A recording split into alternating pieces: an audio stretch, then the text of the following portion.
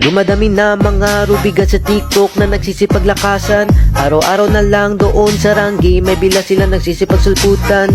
Yung iba din nadaan sa sustain, pero karamihan ay nakadamage. Kapag nagamit mo na iyan, malaki na ang chance mo makasavage.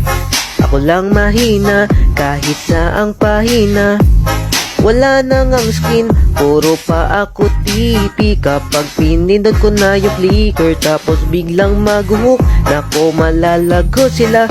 Yung kalaban ay masyushook, kahit isa mo pa si Doggy, si Wrecker, pati si Chooks. Mga idol ko iyan, pati si Zapno o si Fuego, King Jastro, pati si Hybeast, lalong lalo na si Lay.